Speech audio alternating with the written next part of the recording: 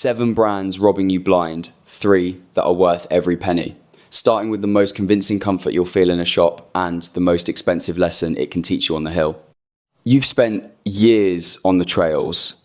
You know what your feet feel like after 10 miles in the wet, and you know the difference between a boot that's doing something out there and a boot that felt good for the 30 seconds you had it on in the shop.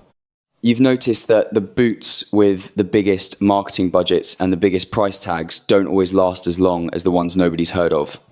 So why does the outdoor industry keep betting that you won't notice that pattern? Because most of the time they win that bet. This isn't for the walker who's happy to buy a new pair every season, because that's what boots do. This is for the walker who's ready to stop paying for a boot that needs babying out of the box and start wearing one that's earned its place on your feet. And if that sounds like you, stick around and hit subscribe, because this is the kind of practical breakdown we do every week. Number 1, Salomon. Salomon is everywhere on the hills. The X, Ultra and Quest ranges built a reputation as boots you can walk out of the shop feeling broken in. No 2-week stiff leather torture period, just instant comfort. And that comfort is real.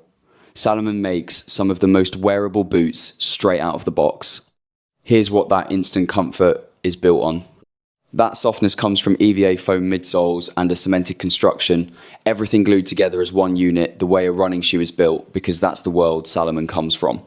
Spend time on hiking forums and you'll find the same complaint: midsoles that crack or crumble after a couple of years, in boots barely used because the foam ages whether you wear it or not. At £140 to £180, there's no resolving that. When the midsole goes, the boot goes with it. You're not buying a boot that gets better with age. You're buying one with a quiet expiry date stitched into the price tag, a great first season, a quiet replacement after that. Number 2, the North Face. This is the biggest name on this list. The logo alone sells jackets, fleeces and boots on recognition before anyone checks a single spec. People who've never been within a mile of a hill could tell you what brand that logo belongs to. That recognition isn't an accident. The North Face has mountaineering history, founded by climbers, with decades of expedition gear behind them. But that history is doing a lot of heavy lifting for a footwear range that doesn't always deserve it. The North Face sits inside a much bigger group, alongside brands like Vans and Timberland, and a lot of their hiking boots use the same cemented construction and synthetic uppers you'll find on brands with none of that history. Walk into UK outdoor shops and you'll see North Face boots at £110 to £160, right next to boots from brands nobody's heard of, built to the same spec. Some of that price tag is the boot. A meaningful chunk of it is the logo doing the work, the construction isn't. You're paying for a name that means something on the high street and hoping that translates to something on a wet hillside. It often doesn't. Number 3, Merrell. Merrell is the most recommended first hiking boot in the UK, and the Moab range has built its reputation on one promise: no breaking in required, comfortable from the first step. For a lot of people that's true, and it's brought plenty of people onto the hills who'd have been put off by stiff leather boots that take weeks to feel right. Here's the trade you're making for that comfort. Merrell, owned by the same group that makes work boots and running shoes under other names, builds its range the same way: mesh and suede uppers glued, not stitched, to the sole. That's what makes them light and instantly comfortable. It's also what makes them wear out. Those breathable mesh panels are the same panels that tend to split or fray within a season or two, and once that happens, there's no fixing it. Cemented construction means the boot is one disposable unit. When the sole or the mesh goes, the whole boot goes with it. At £90 to £130, you're paying for round 2 before you've even broken round 1 in. Not a boot, just an expensive trainer. Number 4, Berghaus. Berghaus carries British mountaineering weight. The name has been on Everest expeditions and on the kit lists of serious climbers for decades, earned in the Alps and the Himalaya, not in a boardroom. And that history is real. For a lot of UK hill walkers, the Berghaus name carries a stamp of trust, the sense that this is the serious choice. That trust is now being handed to a different company than the one that earned it. Berghaus has been part of a much bigger group since the 80s, and the boots have moved with it. Cemented construction, leather and synthetic mixes, built for a Sunday trail rather than a Himalayan ridge. At £100 to £160, you're paying for a name, not a mountain. You see the name on the box and some part of you still thinks Alps. That's the whole transaction. The name's still climbing, the boots aren't.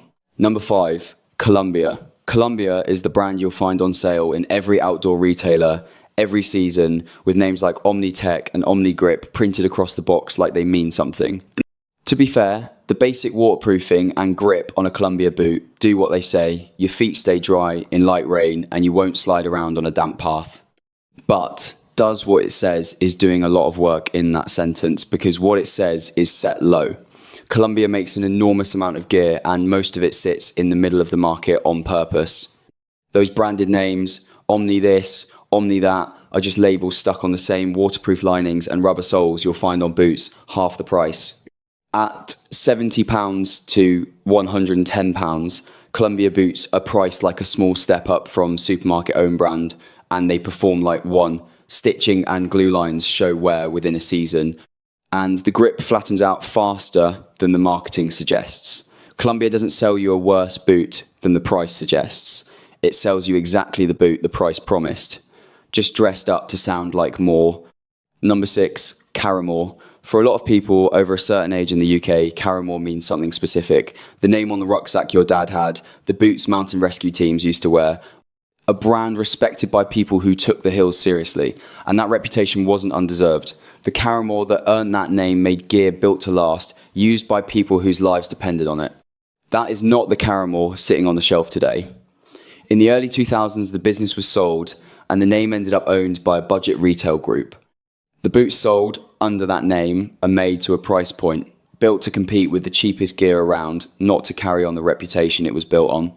You'll find Caramore boots for around £25 to £40, which sounds like a bargain until you realise that's the point. Cemented synthetic construction, built to get a walker through a handful of outings, not a hill walker through a season. When you pick up a pair and feel that flicker of recognition, that sense of, oh, I know this name, this is a proper brand, that's a specific kind of nostalgia. It's also about 30 years out of date. Number 7, Keen. Keen built its identity on one recognisable idea, the wide, protective rubber toe bumper around the front of the boot, useful if you've got wider feet, or you've ever stubbed a toe on a rock and sworn never again. For the right foot shape, that protection is a benefit. It solves a problem most boots don't try to address. That signature feature is also where a lot of these boots fail first. That rubber toe cap is bonded onto the upper, glued on as a separate piece, not built into the boot the way the rest of it is, sitting on a seam that takes flexing and abrasion with every step. Look at long-term reviews and you'll find the same pattern. That toe cap starting to peel or separate after a year or two of wear, right when the rest of the boot is still usable.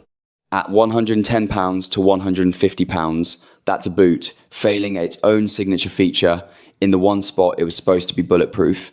Keen sells you protection for your toes, not always for long. Now, the 3 that earn what they cost. These brands don't need a logo you'd recognise from the high street, and they don't need a marketing budget built around influencer trips to Snowdonia. What they've got is something harder to fake and easier to feel, boots built to be repaired, not replaced. Number 8, Scarpa. Scarpa is an Italian company founded in Asolo in 1938, family run for most of that time, the kind of business that's been making boots so long it's stopped needing to explain itself.